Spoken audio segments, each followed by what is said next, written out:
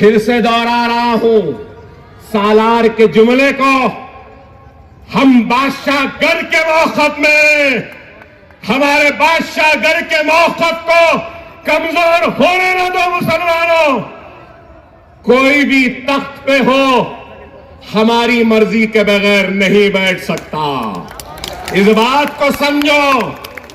और ये लोग हमारी ताकत को खत्म करना चाहते हैं। बादशाह गर का जो मौक़िफ़ है ना, उसको खत्म करना चाहते हैं। सिर्फ एक तकरीर हुई स्कूल में तो अकबर भाई बोलने पे मजबूर हो गए। याद रख लो, मुझे अकबर भाई नहीं बोलना है, मेरे इन सारे भाइयों को भाई बोलने वाला हमको चाहिए। अकबरुद्दीन ओवैसी को शेर बनना नहीं है, अकबरुद्दीन ओवैसी को अपनी कौम को शेर बनाना है। और ये इमारतों में से एक अकबर ओवैसी नहीं, आने वाले कल में 1000 अकबर ओवैसी निकलेंगे और इनको चैलेंज करेंगे और इनसे पूछेंगे कि तुमने क्या किया। आज इल्जाम मजलिस पर और फिर इल्जाम अकबर साहब। अरे अकबर साहब को कभी शौक था, ना है, ना कभी रहेगा। अकबर का अगर कुछ शौक है तो बच्चों को पढ़ाना, अकबर का अगर कुछ शौक है तो यतीमों के सर पे हाथ रखना, अकबर का अगर कुछ शौक है तो बेवाओं की मदद करना, अकबर का कुछ शौक है तो बेसहाराओं का सहारा बनना। हमारा और कुछ नहीं।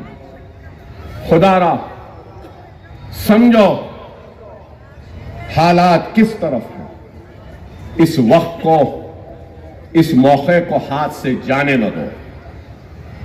मजलिस इत्तेहाद अल मुस्लिमीन काम कर रही और ये इमारत मैंने अपने जेब के खर्च से बनाई। ये सालार मिल्लत एजुकेशन ट्रस्ट मजलिस इत्तेहाद अल मुस्लिमीन का नहीं है। लोग समझते हैं कि सालार मिल्लत एजुकेशन ट्रस्ट मजलिस इत्तेहाद अल मुस्लिमीन नहीं। मेरे भाई, ये सालार मिल्लत एजुकेशन ट्रस्ट अकबरुद्दीन ओवैसी का खुद का है, अपने पैसों से बनाया। ये इमारत मुगलपुरे की एक इमारत अभी इफ्तिताह होना बाकी है।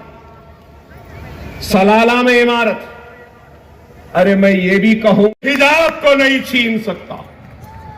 ये हमारी ताकत है। खुदारा इस बात को समझो, हालात को समझो कि हालात किस तरफ है। अगर आज हम मुनज़्ज़म नहीं होंगे, मुत्तहिद नहीं होंगे, तो फिर दुश्मन कामयाब होगा। अरे आज मैं फिर से कह रहा हूं कि मोहब्बत की दुकान भी इनके पास, नफरत की दुकान भी इनके पास। कांग्रेस का सदर कौन है? हम महाराष्ट्र से आए बोले ना, इनका सदर कहां से आया? आरएसएस से आया। राहुल गांधी बोल रहे हैं एमआईएम बीजेपी की बी टीम है, एमआईएम ऐसी है, हम जहां जाते हैं हमारे पीछे जाती है, वोट काटती है। ओहो, तुम उतनी दूर से एमआईएम को देख रहे, अपने बाजू चड्डी और निक्कर पहना आरएसएस का आदमी खड़ा है, वो नहीं दिखाई दे रहा। राहुल गांधी, रेवंत रेड्डी आरएसएस का। और आज कमजोर होती हुई बीजेपी को यह एहसास हुआ कि तेलंगाना में हम तो कामयाब नहीं हो सकते, तो क्या करना?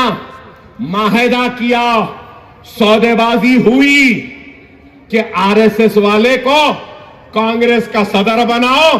आरएसएस भी काम करेगी, विश्व हिंदू परिषद भी काम करेगी, और इस आरएसएस वाले को चीफ मिनिस्टर बनाना।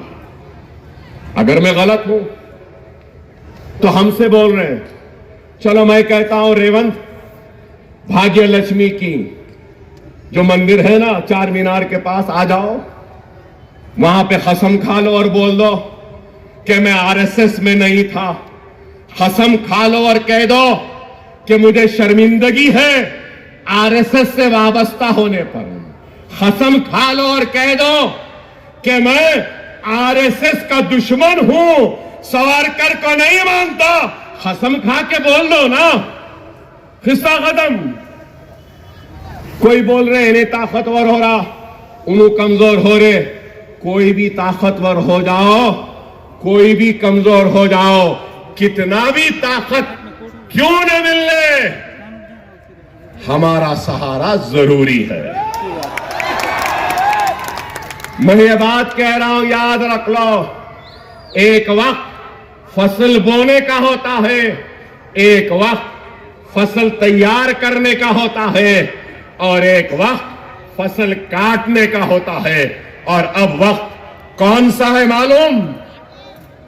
सालार ने फसल बोई थी, फख्र मिल्लत ने फसल बोई थी, सालार ने फसल तैयार की, और अब फसल तैयार है, काटने का वक्त है।